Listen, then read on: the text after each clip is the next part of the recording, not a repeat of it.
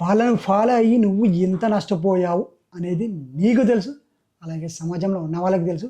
ఆ బెట్టింగ్ యాప్ని ప్రమోట్ చేస్తారు విషయమా, ఆయనకే తెలుసు నువ్వు ఎన్ని విధాలుగా నష్టపోయావని. షాపింగ్కి వెళ్ళాలి, నాకు అమౌంట్ కావాలి, ఒక 10,000 అంటే 10,000 ఇదిగో 20,000 అని చెప్పేసి విసిరేస్తారు. ఇది ఎంత చేస్తుంది తప్పని తెలిసి కూడా ఆ విధంగా వీడియో చేసేసి ఎన్నిసార్లు పైసలు పెడుతున్నావు, ఎన్నిసార్లు తీసుకుంటున్నావు, ఏంది అనేది ప్రతిదీ వాడు ట్రాక్ చేస్తూ ఉంటాడు. నీ యొక్క కారో బండో ఏదో ఒకటి తాకట్టు పెట్టి తీసుకొచ్చిన అమౌంట్ దాంట్లో పెడతావు, అది వాళ్ళు ఆగేస్తాడు.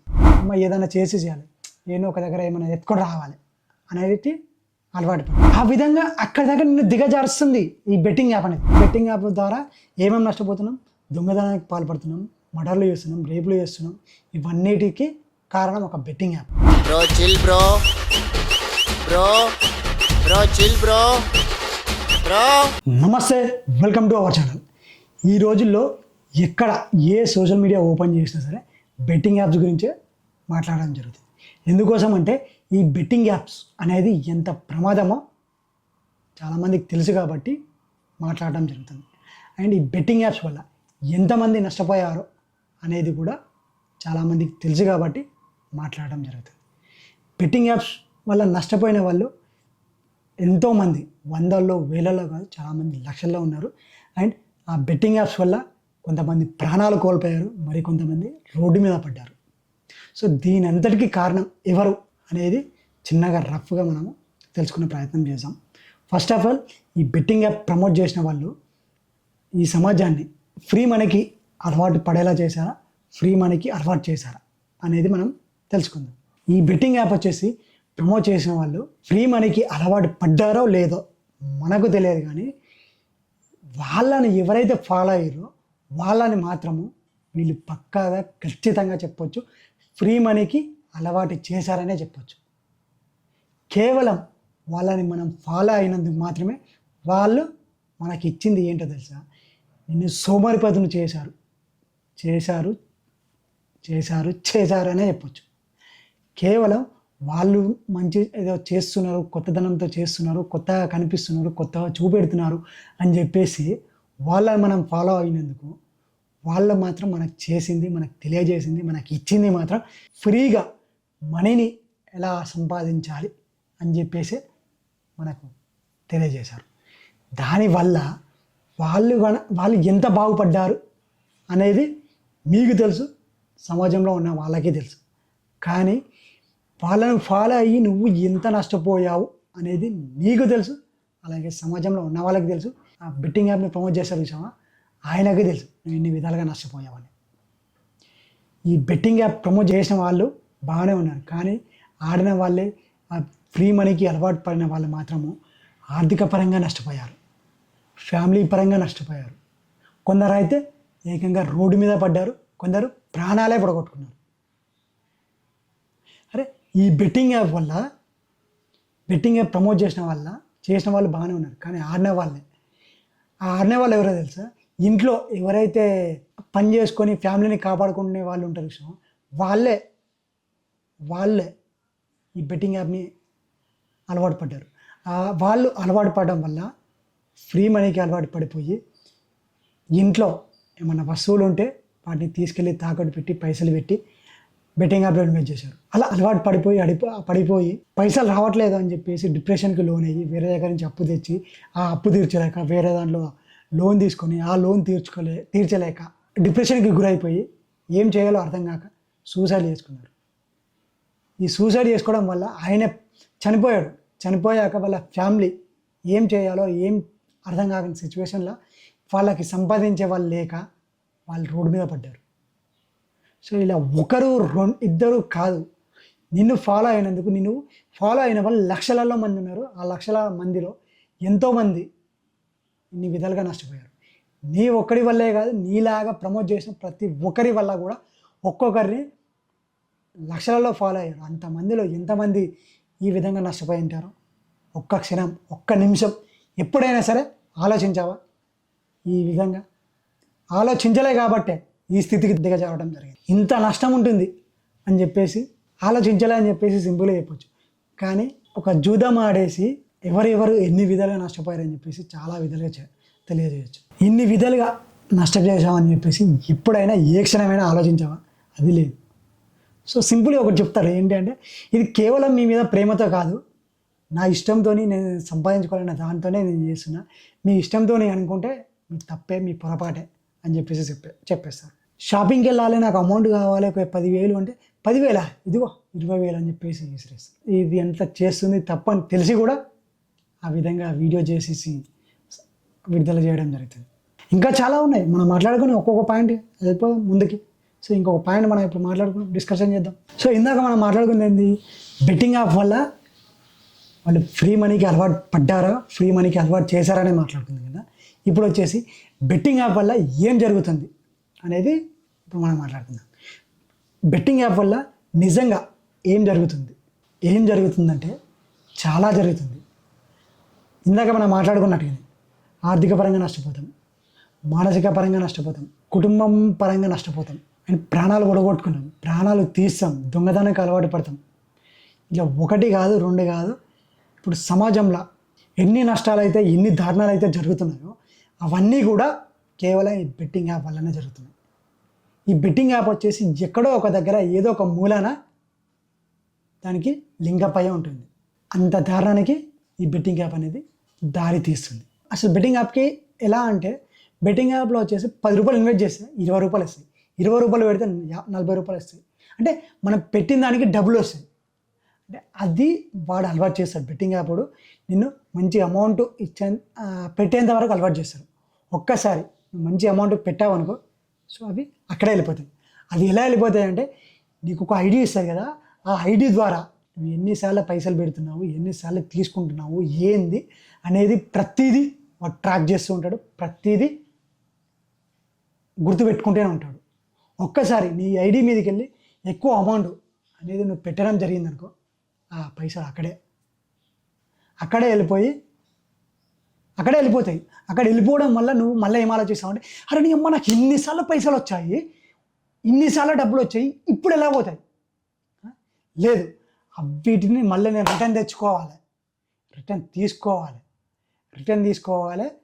మళ్ళీ డబల్గా సంపాదించాలి అని చెప్పేసి ఆలోచన కోల్పోయి ఆవేశంలోకి వెళ్ళిపోయి నేను దాన్ని రిటర్న్ సంపాదించాలి అనే ఆలోచనతోనే ఉంటావు. ఆ ఆలోచనతో ఏం చేస్తావు తెలుసా, నీ దగ్గర బండి ఉందా, ఏదైనా వెహికల్ ఉంటే దాన్ని తాకట్టు పెట్టి తీసుకొచ్చి మళ్ళీ బెట్టింగ్ యాప్లో ఇన్వెస్ట్ చేయడం జరుగుతుంది. అప్పుడు మళ్ళీ ఏం చేస్తారు, ఇన్నిసార్లు నువ్వు తీసుకున్నావు, ఇప్పుడు మళ్ళీ పోయాయని తెలుసు.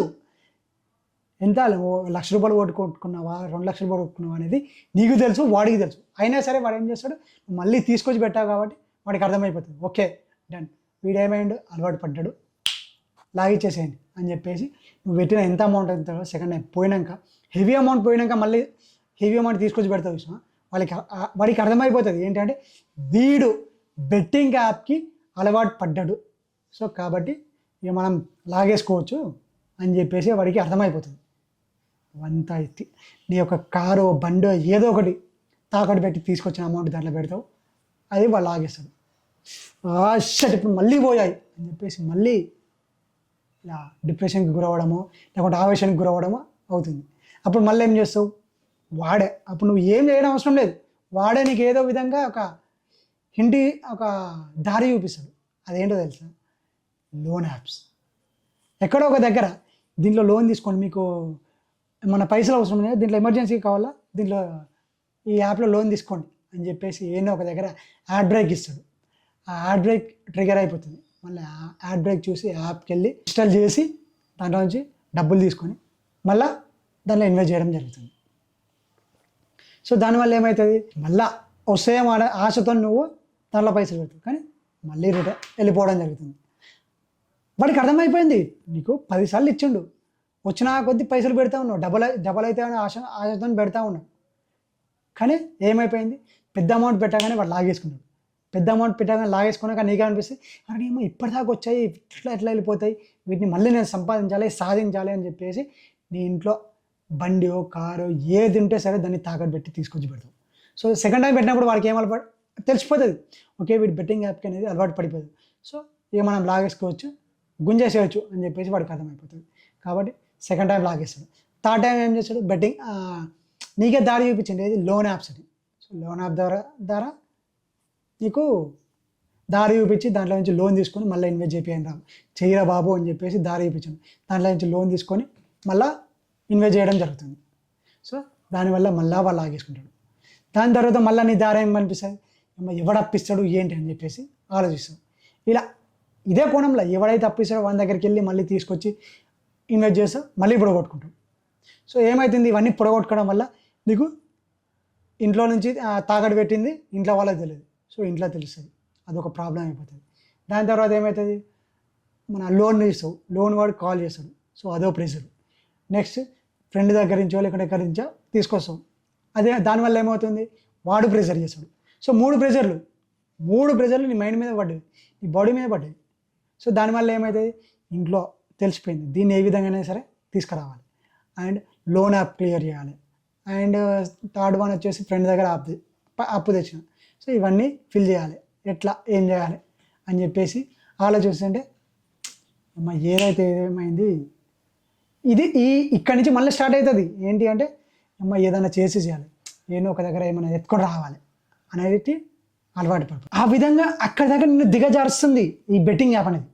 సో ఇప్పుడు వీళ్ళందరికీ తీర్చాలి కాబట్టి ఏమన్నా దొంగతనం చేయాలి అనే ఆలోచనలకి వెళ్ళిపోతుంది నీ మైండ్. ఆ విధంగా బెట్టింగ్ యాప్ అనేది తీసుకొస్తుంది. సరే దొంగతనానికి అలవాటు పడ్డావా, దొంగతనానికి అలవాటు పడ్డానికి ఏం చేస్తావు, సో ఏదో ఒక దగ్గర దొంగతనం తీసుకొచ్చేసి వాడికి మీ ఫ్రెండ్ దగ్గర నుంచి తీసుకున్న అమౌంట్ ఇచ్చేస్తావు, లోన్ క్లియర్ చేస్తావు, ఇంట్లో ఇచ్చింది ఇది క్లియర్ చేస్తావు. సో అరే అమ్మాయి ఇది బాగానే ఉంది కదా, ఇట్లా ఈజీ అయిపోతుంది, ఎప్పుడో ఒకసారి చేసుకోవచ్చు అని చెప్పేసి దీనికి అలవాటు పడిపోయి ఏదో ఒక సందర్భంలో దొరికిపోతావు. అప్పుడు దొరికిపోయినప్పుడు నీ ఫ్యామిలీ పరువు పోతుంది, నీ ఇజ్జత్ పోతుంది. ఇలా చాలా అంటే చాలా దారుణాలు ఉంటాయి ఈ బెట్టింగ్ యాప్ అనేది. సో బెట్టింగ్ యాప్ నేను అలవాటు చేసిన తర్వాత దొంగతనానికి అలవాటు చేసేది. దొంగతనం చేసినప్పుడు దొరికినాం అనుకో ఈ విధంగా నష్టం జరుగుతుంది. ఆ విధంగా నష్టపోయినాం అనుకో మళ్ళీ వేరే దారి ఏం కనిపిస్తుంది, ఇన్ని నష్టాలు జరుగుతున్నాయి ఏంటి అని చెప్పేసి ఆలోచిస్తున్నట్టుగానే ఆలోచిస్తావు, కానీ నీకు మంచి దారి కనబడదు. అమ్మ ఏం కాదు తీరాబాయి, ఒక్కసారి పట్టుకున్నాం ప్రతిసారి దొరుకుతామా అని చెప్పేసి మళ్ళా అదే అలవాటు పడిపోతాం. అలవాటు పడిపోయి ఇక అంతే, దీన్ని పూడ్చడానికి అది చేయడానికి ఇది చేయడానికి అది, ఇదే ఏదో ఒక దారి వెతుకుంటూ ఉంటుంది తప్ప మంచిగా పని చేసి బతుకుదామని చెప్పేసి ఈ ఆలోచన అనేది రాదు. నీకే కాదు, ఈ బెట్టింగ్ యాప్లో ఎవరెవరైతే ఇన్వెస్ట్ చేస్తారో వాళ్ళు ఎవరికి కూడా ఈ ఆలోచన రాదు, ఈ దొంగతనం చేయాలి అని చెప్పేసి వస్తుంది. దొంగతనం చేసి దొరికిపోతాను అని చెప్పేసి కొందరు ఏం చేస్తారు. ఇప్పుడు ఇది చెప్తుంటే ఇన్సిడెంట్ ఒకటి గుర్తొస్తుంది. ఏంటి అంటే ఎక్కడ అంటే ఇది ఎక్కడ జరిగిందంటే ఏలూరులో వచ్చేసి ఒక ఇన్సిడెంట్ జరిగింది ఇలాంటిదే. ఏలూరులో అతను వచ్చేసి ఎంబీబీఎస్ డాక్టరు అంత పెద్ద డాక్టర్ అయ్యింది బెట్టింగ్ యాప్కి అలవాటు పడిపోయి మర్డర్లు చేయడం జరిగింది. ఆ వచ్చిన జీతం కాస్త బెట్టింగ్ యాప్లోనే ఇన్వెస్ట్ చేసేసి పోతా ఉన్నాయి అమౌంట్. పోతుంటే ఒకటేసారి ఎట్లా పెద్ద డాక్టర్ ఎంబీబీఎస్ డాక్టర్ కాబట్టి సర్కిల్ కూడా పెద్దనే ఉంటుంది. వాళ్ళ ఫ్రెండ్ దగ్గరికో లేకుంటే వాళ్ళ ఫ్యామిలీ మెంబర్ దగ్గరకో ఎవరి దగ్గరకో వెళ్ళి అప్పు తెచ్చుకున్నాడు. మంచి అమౌంట్ వస్తుంది, ఎంబీబీఎస్ డాక్టర్ మంచిగా సంపాదిస్తాడు కాబట్టి ఇచ్చేవాళ్ళు కూడా మంచిగానే ఇస్తారు. సో ఆ ఇచ్చిన అమౌంట్ తీసుకొచ్చి బెట్టింగ్ యాప్లో ఇన్వెస్ట్ చేసేసి ఆ అమౌంట్ కూడా కొట్టుకున్నాడు.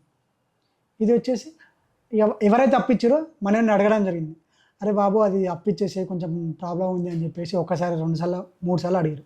3 సార్లు ఏదో ఒకటి చెప్పుకుంటూ వచ్చింది, 4వ సారి గట్టి ప్రెజర్ పెట్టడం వల్ల మనం డాక్టర్ కాబట్టి ఏదో ఒక ఇంజెక్షన్ ఇచ్చేసి మర్డర్ చేయడం జరిగింది. ఇది కాస్త ఇది వచ్చేసి రియల్ ఇన్సిడెంట్. ఇది ఎక్కడో ఏలూరులో జరిగింది రియల్ ఇన్సిడెంట్. ఇది ఎప్పుడంటే 2024లో ఏప్రిల్లో జరిగింది. మీరు కొట్టి చూడండి, మీకు కూడా ఇన్ఫర్మేషన్ తెలుస్తుంది. సో ఇట్లాంటి ఇన్సిడెంట్స్లు అంటే దొంగతనాలే కాదు మర్డర్లు కూడా చేసిన చాలా ఇన్సిడెంట్లు ఉన్నాయి. అంతేందుకు కొన్ని లాక్డౌన్లో పిల్లలు మొబైల్తో ఆడుతూ ఉన్నారు, మన అకౌంట్లో నుంచి డబ్బులు ఎగిరిపోయినాయి. సో అది కొంతమంది హ్యాక్ చేశారని చెప్పేసి సైబర్ క్రైమ్ అని చెప్పేసి కొందరు అన్నారు. సైబర్ క్రైమే కాదు, ఇట్లాంటి బెట్టింగ్ యాప్లలో కూడా ఇన్వెస్ట్ చేసి కూడా పొడగొట్టుకునే వాళ్ళు చాలామంది ఉన్నారు. సో అది అప్పుడు తక్కువ బయటకు వచ్చింది. బట్ ఈ సైబర్ క్రైమ్ అనేది చాలా వినపడింది. ఇన్ని విధాలుగా మనము బెట్టింగ్ యాప్ ద్వారా ఏమేమి నష్టపోతున్నాం, దొంగతనానికి పాల్పడుతున్నాం, మర్డర్లు చేస్తున్నాం, రేపులు చేస్తున్నాం. ఇవన్నిటికీ కారణం ఒక బెట్టింగ్ యాప్, కేవలం ఈ బెట్టింగ్ యాప్. సో దీని ద్వారా ఇంకేమవుతుంది అనేది మనం ఇంకా మాట్లాడుకుందాం. ఇన్ని విధాలుగా నష్టపోతారు అని చెప్పేసి ఈ ప్రమోట్ చేసే వాళ్ళకి తెలియదా అంటే తెలుసు, కానీ మనల్ని అలవాటు చేసేసారు. ఈ అలవాటు చేయడం వల్లనే మనకి ఇంత దారుణం అనేది ఎదురవ్వడం జరుగుతుంది. ఈ బెట్టింగ్ యాప్ వల్ల ఇంతమంది ఇన్ని విధాలుగా నష్టపోయారు కదా, ఇంతమందికి ఇన్ని విధాలుగా నష్టపోయిన వారికి న్యాయం జరుగుతుందా లేదా అంటే చెప్పలేము. కానీ తప్పు చేసిన ప్రతి ఒక్కరికి మాత్రం శిక్ష పడాలనేసి కోరుకుందాం, శిక్ష పడుతుందనేసి ఆశిద్దాం. జై హింద్, జై Bharat. Bro chill bro, bro bro chill bro.